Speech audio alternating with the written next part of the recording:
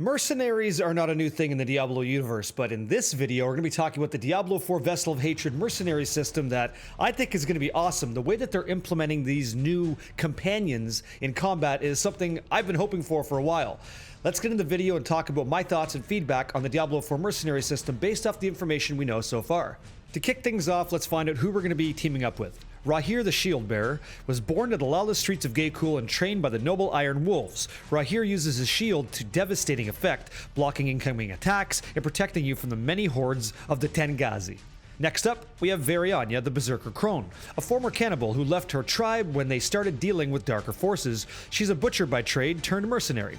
Varianya has a massacre meter which grows in strength the longer the blood feeds her blades and scales off a kill streak. Varianya wields brutal hand-to-hand weapons that are her instruments of carnage. Those that come within her grasp fall swiftly. Aldkin is the cursed child. He's a half-child demon creature. He's born as part demonic as a result of the first Khazra within the Citadel, the Dark Citadel, performing the dark rituals on his mother. Aldkin has the ability to undergo metamorphosis, shapeshifting him into a powerful demon to fight by your side. Finally, we have Subo, the drunken archer. A disgraced archer from the mountains, shunned by the same people who had looked at him for salvation, now a bounty hunter for hire.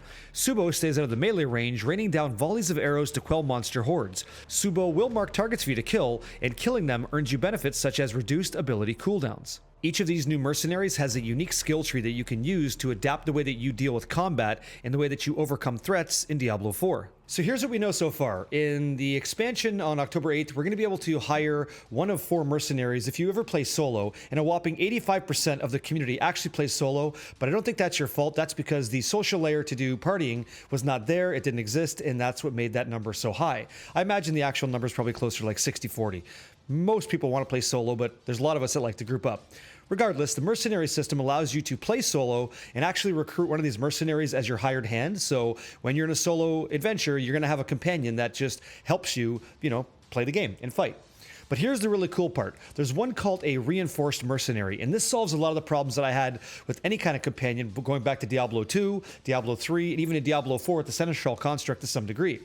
The reinforced mercenary system allows you to bind a mercenary attack that you choose, I think, to any skill that you use as an attack. So whenever you're like a whirlwind barbarian, you can call in, the Varianya, the melee berserker, to like whirlwind as well, if that's what you want to do. You could summon this Aldkin guy to like cast a spell or something.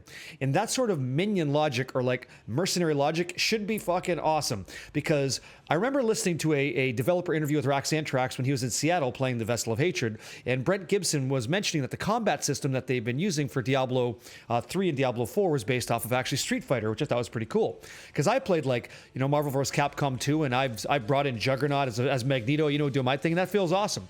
Just summoning in like some additional power always feels good. And the idea that I could potentially add maybe gear to my mercenary or choose the skills for that mercenary is awesome.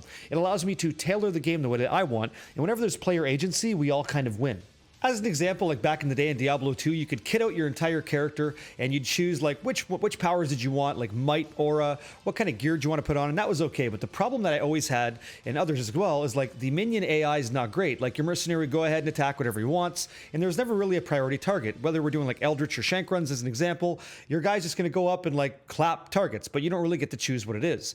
And while that may still be the case here, it's nice to hear that the Diablo 4 reinforcement system may actually allow me to like navigate personally to a target and have my mercenary come in and attack that same one at the same time. That solves a lot of issues going back to Diablo 2.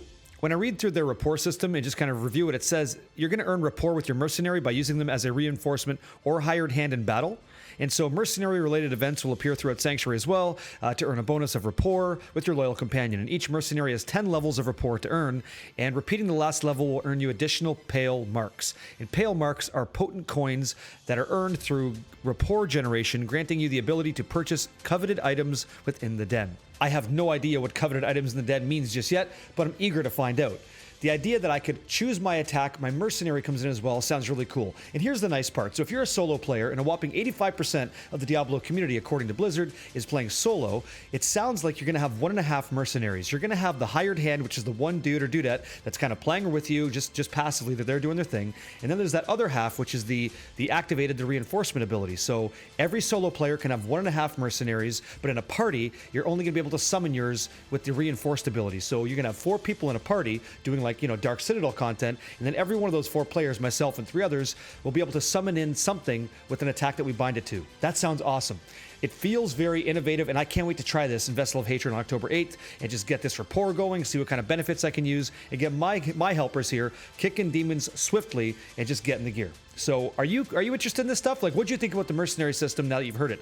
In the video description here, I am going to have like a link to the document you guys can check out as well, fully covering all the mercenary stuff. But I'm a fan. Like, I'm so happy there's some intelligence to the system. So it's not just bland walking around Stan, just kind of picking his nose, picking his ass crack, and like basically not helping me do anything. And so many times in Diablo 4, I want to move fast and efficiently, and my merc isn't keeping up and gets lost in the sauce. It's like, that doesn't really help me. It becomes more of a burden, and then I don't really care. But this new system is a hell of a lot more engaging and actually sounds kind of great. So I'm happy to see some innovations in this space, and I'm ready for it, man. I'm totally down, and I'm curious to see what you guys think. Thanks for checking out the video. More on the way. Much love, you guys. Catch you in the next one.